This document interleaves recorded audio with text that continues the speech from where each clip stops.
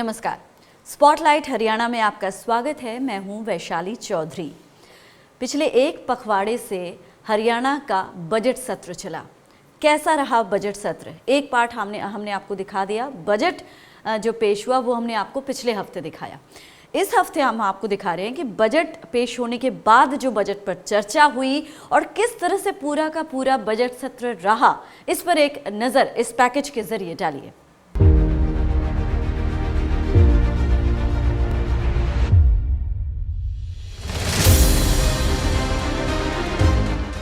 हरियाणा की गठबंधन सरकार ने इस बार जो बजट पेश किया वो बजट सत्र शुरू होने से लेकर सत्र के खत्म होने तक खूब चर्चा में रहा।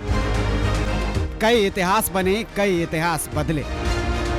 बजट शुरू होने से पहले पहली बार प्री बजट चर्चा का चलन इस बार शुरू किया गया, जिसमें बजट को लेकर विधायकों से सुझाव मांगे गए।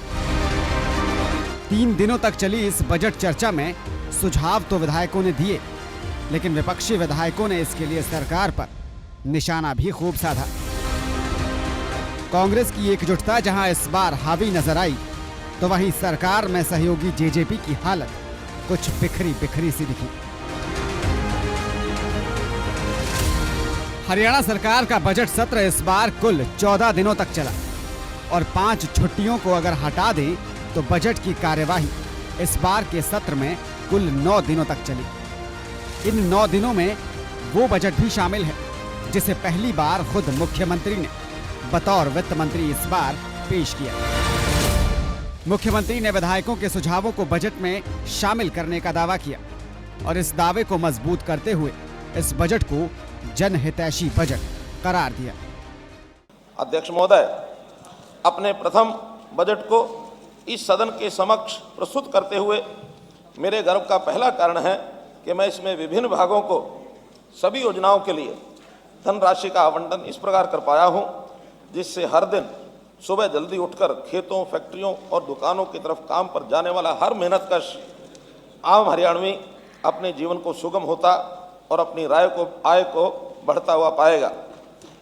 अपने बच्चों को सरकारी स्कूल छोड़ते समय सभी हरियाणवी आश्वस्त होंगे कि उनके बच्चों को अच्छी शिक्षा मिलेगी। अपने निकट संबंधियों का हालचाल पूछने के लिए किसी भी सरकारी अस्पताल या स्वास्थ्य केंद्र में जाने वाला हर हरियाणवी निश्चिंत होगा कि वहां उसे सर्वोत्तम चिकित्सा मिलेगी। हर हरियाणवी परिवार अपने को खुशहाल होता और अपने सभी युवा सदस्यों को या तो रोजगार में लगा या रोजगार के लिए हुनर हासिल करता देखेगा। इस बार सदन में नशे के मुद्दे, किसानों के मुद्दे और भ्रष्टाचार के मुद्दे पर तकरार भी खूब नजर आई। अभय चौटाला ने नशे के मुद्दे पर सरकार को घेरने में कोई कसर नहीं छोड़ी और इनेलो से एकमात्र विधायक अभय चौटाला ने इतने जोर शोर से सरकार को घेरा कि खुद मुख्यमंत्री को जवाब देना पड़ा। धान घोटाले को लेकर पूर्व मुख्यमंत्री भूपेंद्र सिंह हुड्डा ने भी सरकार पर निशाना साधा। इसके जवाब में दुष्यंत चौटाला को जवाब देना पड़ा। इसके अलावा कुछ जेजेपी विधायकों ने भी सरकार से तीखे सवाल किए। मसलन विधायक रामकुमार गौतम ने सदन में सरकार पर निशाना साधा, जबकि विधायक ईश्वर सिंह ने भी खूब सवाल किए। हालांकि नशे का मुद्दा सदन के बाहर उठाते आए देवेंद्र सिंह बबली को सदन में बोलने का मौका ही नहीं दिया गया। ये बजट जो है इसको ऐसी लैंग्वेज के अंदर काउच करके रखा गया कि जो असली तथ्य हैं उनको छुपाने की कोशिश करी गई। सच्चाई ये है, आप सब जानते हैं कि हरियाणा का डेट बर्डन जो है वो करीब 1-2 छोड़कर 2 लाख करोड़ रुपए जो है वो डेट बर्डन हो गया है और कोई भी ऐसी योजना नहीं है जिसके अंदर कैपिटल एक्सपेंडिचर जो है ये यहाँ पर दिखा हुआ है।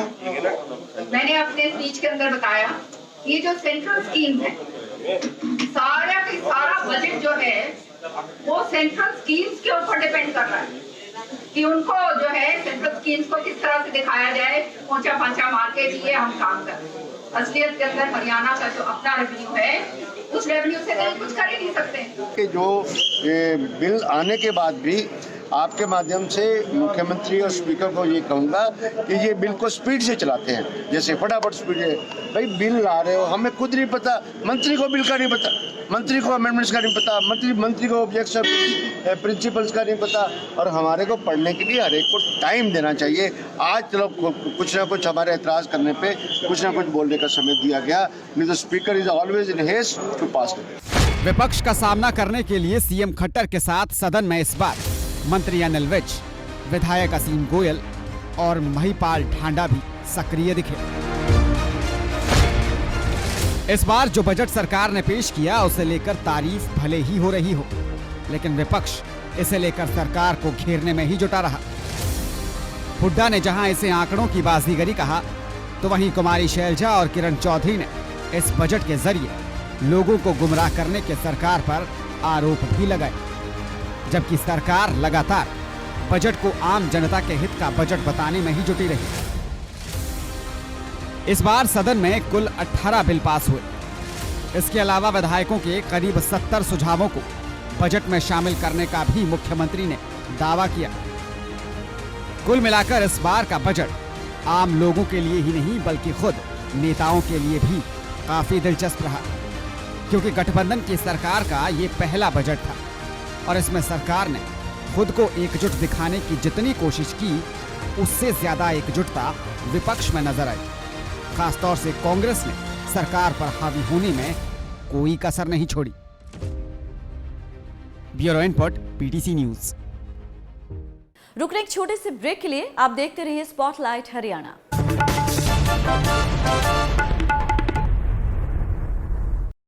तो देखा आपने बजट सत्र कैसा रहा।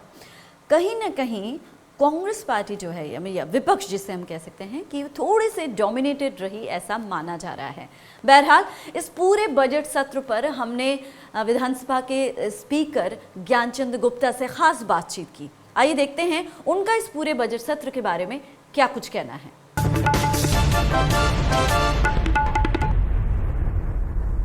हरियाणा विधानसभा का बजट सत्र इस बार काफ़ी लंबा रहा। 20 फरवरी से लेकर 4 मार्च तक ये चला। कुल मिलाकर 10 सिटिंग्स इस दौरान में हुई। वित्त मंत्री के तौर पर मुख्यमंत्री ने जहां बजट पेश किया, वहीं राज्यपाल के अभिभाषण के साथ इसकी शुरुआत हुई और इसके अलावा और भी काफ़ी लेजिस्लेटिव बिजनेस हम जिसे कहते हैं वो भी रहा और करीब 17 के आसपास बिल्स जो हैं वो भी इस दौरान में पास हुए। स्पॉटलाइट हरियाणा के लिए हमारे साथ इस पूरे जो सत्र रहा उस पर चर्चा करने के लिए मौजूद हैं हरियाणा विधानसभा के स्पीकर ज्ञानचंद गुप्ता, जिनका ये दूसरा अनुभव था। पहली बार जो उन्होंने ओपनिंग सत्र था वो इनकी देखरेख में हुआ था और उसके बाद अब ये बजट सत्र जो है वो जो कि एक लंबा सत्र रहा वो भी इनकी देखरेख में रहा।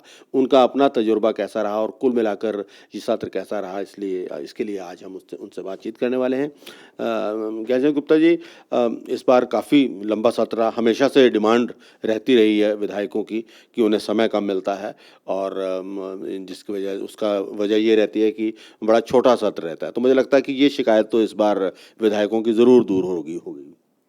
देखिए मल्होत्रा जी, बिल्कुल सही बात आपकी कि पहली बार मैंने प्रयास किया है कि विधानसभा के इस बजट सत्र के अंदर सभी सदस्यों को अपनी बात कहने का अवसर मिले। तो उस दृष्टि से इन 10 सिटिंग्स के अंदर लगभग 72 सदस्य ऐसे हैं जिन्होंने चर्चा के अंदर भाग लिया और पूरा उनको कहने का अवसर मिला और 5 कॉल अटेंशन मोशन एडमिट किए गए, जिनके ऊपर विस्तृत रूप से लगभग एक पौना घंटा उनके ऊपर चर्चा हुई। और पहली बार मैं समझता हूँ कि 180 क्वेश्चन जो लगे थे उनमें से 93 जो प्रश्न हैं उनके ऊपर जवाब भी मिले मंत्रियों की तरफ से और उन्होंने अपने 180 लगभग 180 सप्लीमेंट्रीज ये जो विधायकों ने उनसे पूछी हैं। और मेरा ये प्रयास रहा है कि सभी सदस्यों को, चाहे वो सत्ता पक्ष है चाहे वो विपक्ष है, उनको बोलने का अवसर मिले। मैंने ये रिकॉर्ड निकलवाया है और देखेंगे आपके सत्ता पक्ष की बजाय विपक्ष को ज़्यादा समय मिला और विशेष तौर पर ये जो क्वेश्चन जो थे इसके अंदर जो अपना पहला गवर्नर एड्रेस था उसमें बीजेपी के 16 मेंबर, 8 जेजेपी के और एक सीएम का रिप्लाई था। इसी तरीके से इंडियन नेशनल कांग्रेस के 11 मेंबर बोले। 169 मिनट जो है वो बीजेपी के मेंबर बोले हैं और 163 मिनट जो है वो अपना कांग्रेस के मिनट बोले हैं। उसके अलावा 40 मिनट इंडिपेंडेंट बोले हैं और INLD के जो एकमात्र सदस्य हैं उनको 19 मिनट का समय। इसी प्रकार से जो बजट डिस्कशन के अंदर बीजेपी के 21 मेंबर बोल रहे हैं 180 मिनट, जेजेपी के 5 मेंबर बोले हैं 69 मिनट के अंदर और इंडियन नेशनल कांग्रेस के मेंबर 12 बोले हैं लेकिन 184 मिनट। सत्ता पक्ष से ज़्यादा समय जो विपक्ष के लोगों को मिला और इंडिपेंडेंट जो बोले हैं 3 उनको 32 मिनट मिले हैं और INLD के श्री अभय चौटाला जी को 22 मिनट बोलने का अवसर मिला। तो मेरा ये टोटल जो हमारा 5 घंटे 21 मिनट का समय हमने इस चर्चा में टोटल लगाया है इसमें जो बजट के अंदर, और 5 घंटे 33 मिनट जो है वो राज्यपाल के भाषण के ऊपर। तो विस्तृत रूप से चर्चा हुई है। मेरा लगता है कि सभी को बोलने का अवसर, कोशिश की है कि सभी को बोलने का अवसर मिले। नहीं, आपकी तरफ से तो काफ़ी अच्छा रहा। जिस तरह से आपका अभी बहुत कम अनुभव है इस को देखते हुए, तो उसकी तरफ से निश्चित तौर पर आप बधाई के पात्र हैं। और जिन सदस्यों से हमारी बात हुई है उनका भी जो ओपिनियन है वो भी जो है वो काफ़ी अच्छा रहा है। तो सदस्यों की तरफ से भी आपको पूरा सहयोग रहा, खासतौर पर विपक्ष का जो रवैया है वो हमेशा विरोध का रहता है, तो उनकी तरफ से कोई दिक्कत तो नहीं आई आप? नहीं, बिल्कुल। देखिए, मैं तो विपक्ष का धन्यवाद भी करता हूँ आपके माध्यम से कि उन्होंने पूरा सहयोग इस बजट सत्र को चलाने के अंदर उन्होंने दिया है। कि विपक्ष की अपनी भूमिका होती है, उसको एक विपक्ष के नाते कुछ अपनी आक्रामकता जो दिखाती है अक्सर, तो वो उनका मैं समझता हूँ कि जो विपक्ष का रोल है वो भी उन्होंने एक बहुत अच्छे ढंग से उसको रोल को अदा किया है। आपने प्रश्नकाल की बात की और आपने कहा कि प्रश्न जो है वो मैक्सिमम जो है वो लिए गए, विपक्ष को पूरा मौका दिया गया। लेकिन इस बार आपने एक नया तजुर्बा किया। पहली बार जो है आपने प्रश्नकाल में लॉटरी सिस्टम जो है वो शुरू किया। उसका हालांकि स्वागत भी हुआ, लेकिन कई लोग थे जिन्होंने उसका विरोध भी किया। खासतौर पर किरण चौधरी जैसे कह रही थी कि ये जो है वो पूरी तरह से ट्रांसपेरेंट नहीं रहा है पूरा सिस्टम। और कुछ अन्य विधायकों को भी शिकायत कि कुछ महत्वपूर्ण सवाल जो हैं वो रह गए हैं और बहुत कम महत्व के सवाल जो हैं वो सामने आ गए हैं। तो उस पर आप क्या कहेंगे? देखिए, मैं समझता हूँ कि फर्स्ट टाइम विधानसभा के अंदर ड्रॉ ऑफ लॉट्स के द्वारा क्वेश्चन निकाले गए हैं जी। मेरे पास इनकी डिटेल है क्वेश्चंस की। मैं आपको बताना चाहूँगा कि ये जो क्वेश्चन हमने निकाले हैं वो क्वेश्चन हमने, एक तो पहली बात, सभी विधायकों के सामने हमने किसी ने पर्ची नहीं निकाली। जो पर्ची निकाली है वो विधायकों ने स्वयं निकाली है, चाहे वो कांग्रेस के थे, चाहे वो बीजेपी के थे, आज़ाद, सभी तकरीबन काफ़ी लोगों के सामने ड्राफ्ट वीडियोग्राफी भी कराई है। और लेकिन ये कहना कि कांग्रेस को कम समय मिला, तो मैं आपके जानकारी के लिए जो मेरे पास फिगर हैं, ये क्वेश्चन हैं 20-20 क्वेश्चन हैं। इसके अंदर कई बार तो ये देखिए मेरे पास जैसे शुरू से है 7 क्वेश्चन एडमिटेड थे, 5 बीजेपी के लगे, 7 कांग्रेस के लगे और 1 इंडिपेंडेंट का लगा। इसी तरीके से 3 बीजेपी के एडमिटेड थे, 2 बीजेपी के लोगों ने बोले, 3 जेजेपी के और 7 कांग्रेस के। इसी तरीके से एक आध बार होगा कि 5 बीजेपी के लगे, कांग्रेस के 4 लगे, अगली बार 4 बीजेपी के लगे, 7 कांग्रेस के लगे। तो मैं समझता हूं कि उनको तो खुश होना चाहिए। लेकिन अगर कोई ड्राफ्ट लॉट्स के अंदर किसी को लगता है कि मेरा क्वेश्चन नहीं आया, पहली बात तो हर एक मेंबर का एक क्वेश्चन जरूर आया। जिन लोगों ने दिए ही लेट हैं क्वेश्चन और जो समय सीमा के बाद दिए हैं, तो उनका क्वेश्चन लगने का सवाल नहीं होता। फिर भी हमने कहा है कि इसके अलावा कोई अन्य सुझाव आपके पास है वो दीजिए। पहले आरोप लगते थे कि स्पीकर अपनी मर्जी से क्वेश्चन लगाते हैं। हमने ये कहा है कि क्वेश्चन आपने देने हैं, क्वेश्चन की मेरिट भी आपने लिख करके देनी है। नंबर 1 पर कौन सा क्वेश्चन लगना चाहिए, नंबर 2 पर कौन सा क्वेश्चन लगना चाहिए। आपका ड्रॉ ऑफ लॉट के अंदर नंबर निकला है, नाम निकला है, तो वो जो फर्स्ट क्वेश्चन है वो आपका लगेगा। अब प्रायोरिटी तो आपने तय करनी है। यानी कि जो महत्वहीन होने की बात करते हैं वो भी आपको लगता है कि सही नहीं है? नहीं, बिल्कुल नहीं सही। शायद उनको अभी थोड़ी सी इसकी सिस्टम की जानकारी नहीं थी, शायद उन्होंने इसलिए बोला होगा। यानी कि आगे जब ये जारी रहेगा तो हो सकता है कि ये लोगों को पसंद आना शुरू हो जाए। इसके अलावा विपक्ष का, जैसा कि आपने कहा कि विरोध करने की तो उनकी भूमिका है, इस बार भी कई मसलों को लेकर विरोध हुआ, खासतौर पर ध्यानाकर्षण प्रस्तावों को लेकर भी विरोध हुआ, और जिस तरह से काम रोको प्रस्तावों को ध्यानाकर्षण प्रस्तावों में बदला गया उसको लेकर भी उन्होंने अपना विरोध जाहिर किया। तो उसके लिए आप क्या कहना चाहेंगे? आपको नहीं लगता कि कोई ना कोई काम रोको एडजर्नमेंट मोशन भी लाया जाना चाहिए था? और कोई ऐसा त्वरित इशू होता जिसके ऊपर एडजर्नमेंट मोशन की आवश्यकता होती तो हम उसके ऊपर जरूर विचार करते। लेकिन ये जो मुद्दे अभी जो हमने कॉल अटेंशन भी एडमिट किए हैं, ये कोई नया मुद्दा इनमें से कोई नहीं है। जैसे अब धान की बात करते हैं, बहुत दिनों से चला आ रहा है, बहुत अखबारों के अंदर भी डिस्कशन हुई है, पिछले सत्र के अंदर भी डिस्कशन हुई।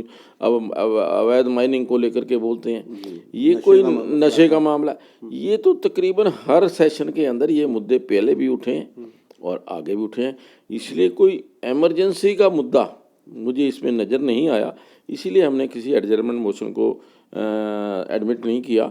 लेकिन हमने फिर भी कहा कि ये मुद्दे इम्पोर्टेंट है, इनके ऊपर चर्चा होनी चाहिए, तो उनके ऊपर मैंने चर्चा कराई है। इसके अलावा आपने आईएनएलडी के एकमात्र जो विधायक हैं अभय चौटाला, उनका भी नाम लिया। हालांकि उनकी लगातार आपसे शिकायत रही, उनका ये कहना रहा कि पहले तो अपनी सीट को लेकर वो संतुष्ट नहीं थे, दूसरा जो समय आपने उनको दिया उसको लेकर भी वो संतुष्ट नहीं थे, और एक बार तो वो नाराज़गी में बीच में ही अपना चुप करके बैठ गए थे। तो उनके रवैये को लेकर आप क्या कहेंगे? नहीं, देखिए, मैं समझता हूँ कि अब उनके मन में किस बात को लेकर के फ्रस्ट्रेशन है, क्योंकि जनता के फैसले को स्वीकार करना चाहिए। आज अगर जनता ने फैसला उनके हक में नहीं दिया, जब जनता ने जो फैसला दिया उसके मुताबिक हमने सिटिंग अरेंजमेंट किया है। जनता ने फैसला किया कि सरकार के अंदर भारतीय जनता पार्टी आनी चाहिए, भारतीय जनता पार्टी का लीडर जो है वो सबसे आगे बैठा है। उसके बाद जनता ने आदेश दिया कि विरोध पक्ष के अंदर कांग्रेस बैठेगी और विरोधी पक्ष का नेता जो है वो यहाँ लेफ्ट साइड के ऊपर बैठेगा। तो ये तो जनता ने तय किया है कि कौन कहाँ बैठेगा। अब वो एकमात्र सदस्य हैं अपनी पार्टी के, तो भारतीय जनता पार्टी, कांग्रेस और उसके पश्चात आता है आईएनएलडी। जहाँ पर भारतीय जनता पार्टी और कांग्रेस के सदस्यों का बैठने का क्रम खत्म हुआ, उसके बाद हमने पहली सीट आईएनएलडी को दी, दूसरी हमने गोपाल कांडा को दी क्योंकि उनकी भी पार्टी के वो एकमात्र सदस्य हैं। उसके बाद जो इंडिपेंडेंट हैं 7 जो हैं उनको दी है। तो मैं समझता हूँ कि जो लिखा हुआ है उसके अनुसार मैंने प्रयास किया। और जहाँ तक बोलने का सवाल है, मैंने आपको बताया कि पहली जब बजट के ऊपर अभिभाषण के ऊपर चर्चा थी तो 18 मिनट वो बोले, जबकि हमने कैलकुलेट करके बताया था कि जितना समय हमारे पास है उसके अनुसार प्रत्येक मेंबर 6 मिनट बोल सकता है। तो लेकिन फिर भी वो 3 गुना बोले। और दूसरी बार भी हमने कहा था कि 5 मिनट के अंदर आपने बोलना है, तो वो 22 मिनट बोले। तो मैं समझता हूँ कि ये, हालांकि उन्होंने ज़्यादा समय लिया है, लेकिन फिर भी अगर उनकी कोई शिकायत है वो जायज़ नहीं है। गुप्ता जी, इस बार क्या जब ये सेशन हुआ उससे पहले एक विधायकों का प्रशिक्षण कार्यक्रम भी यहाँ पर हुआ था, तो उसका कोई असर आपको नज़र आया? कोई लगा कि विधायकों के बातचीत में, विधायकों के प्रिपरेशन में जो उनका होमवर्क उन्होंने किया है उसमें, उसके ऊपर कोई असर आपको नज़र आया? नहीं, बहुत असर नज़र आया। मैं बताऊँ आपको, देखिए, जो अपने नए सदस्य चुने गए थे, आपने देखा होगा कंपैरेटिवली ये जो क्वेश्चन लगाने में, अपनी डिस्कशन करने के अंदर और मुद्दों पर डिस्कशन करने के लिए जो नए सदस्य चुने गए हैं उन्होंने ज़्यादा ध्यान दिया है, बजाय जो पुराने हैं, चाहे वो सत्ता पक्ष के हैं चाहे विपक्ष के हैं। अब विपक्ष के सदस्य जो पुराने हैं उन्होंने कई बार कहने के बावजूद भी उस समय का पालन नहीं किया। अब लेकिन जो नए सदस्य चुन करके आए हैं उन्होंने, मैं समझता हूँ कि मर्यादित ढंग से सदन में बिहेव किया है। यूज़ ऑफ टेक्नोलॉजी, आप की कोशिश है कि आप डिजिटल टेक्नोलॉजी का इस्तेमाल करें, और इस बार तो सबको टैबलेट्स भी दी गई सभी विधायकों को, तो ये जारी रखेंगे आप ये प्रयास? और बिल्कुल, देखिए मैंने शुरू से ही मैंने कहा है कि हम अपनी विधानसभा को हाईटेक विधानसभा बनाना चाहते हैं। उसके अंदर चाहे वो डिजिटलाइजेशन है, कंप्यूटराइजेशन है, एक ट्रांसपेरेंसी है वर्किंग के अंदर, उसको लाने के लिए हमारा प्रयास है। और पहली बार आप देख रहे हैं कि हमारे मुख्यमंत्री जी ने बजट जो है बजाय बैग के, अटैची के, एक टैब में दिया है। और उससे कितनी बड़ा जो कागज का खर्चा था या जो वृक्षों की कटाई या कह लीजिए उसका, उसके ऊपर इफेक्ट होगा। तो इसी प्रकार से हमने कहा है कि सभी सदस्यों को हम अभी एक ट्रेनिंग भी दिलवाने वाले हैं, इस जो खास तौर पर ये कंप्यूटर की ट्रेनिंग, ताकि वो अपने टैब को अच्छे ढंग से चला भी सकें और विधानसभा के अंदर उसके ऊपर ही काम कर सकें। और आखिर में गुप्ता जी, मैं आपसे ये पूछना चाहूँगा कि अब जल्दी ही राज्यसभा के चुनाव भी आपके यहाँ होने हैं, और उसके लिए क्या तैयारियां हैं? और जिस तरह से पिछली बार, जैसा कि आपको याद है कि काफ़ी विवादों में फंस गया था ये चुनाव, तो इस बार पूरी तरह से स्थितियां स्मूथ रहें, उसके लिए क्या करने जा रहे हैं? देखिए, ये विषय जो है, क्योंकि इलेक्शन कमीशन का इशू है, और जो भी ड्यूटी इलेक्शन कमीशन की तरफ से विधानसभा के अंदर जिन अधिकारियों की लगेगी, हमने उनको कहा कि इंडिपेंडेंटली अपने ढंग से जो आपको विधानसभा की हेल्प चाहिए, मदद चाहिए, वो हम करने के लिए तैयार हैं। लेकिन इलेक्शन कमीशन की तरफ से जो चुनाव अधिकारी है, सह चुनाव अधिकारी है, वो लोग तय करते हैं, और प्रक्रिया भी उनकी देखरेख के अंदर होती है। वहाँ के जो ऑब्जर्वर हैं 2 दिन पहले आते हैं यहाँ किस प्रकार से। लेकिन एक है कि जो भी विधानसभा के अंदर कोई भी मदद विधानसभा के नाते यहाँ पर होने की आवश्यकता है, देने की आवश्यकता है, वो मैं अपनी तरफ से पूरा प्रयास है कि उनको पूरी मदद हम देंगे, चाहे वो सिक्योरिटी के अंदर है, चाहे वो इसके अंदर किसी भी प्रकार से पोलिंग के अंदर है। बहुत बहुत धन्यवाद आपका। तो ये थे ज्ञानचंद गुप्ता, हरियाणा विधानसभा के अध्यक्ष, जिनका ये कहना है कि इस बार पूरी कोशिश रही है कि न सिर्फ सत्ता पक्ष को बल्कि विपक्ष के विधायकों को भी पूरा समय मिले और वो अपनी बात कह सकें, और बाकायदा आंकड़ों के साथ उन्होंने इस बात को साबित भी किया है। स्पॉटलाइट हरियाणा के लिए संजय मल्होत्रा, PTC न्यूज़, चंडीगढ़।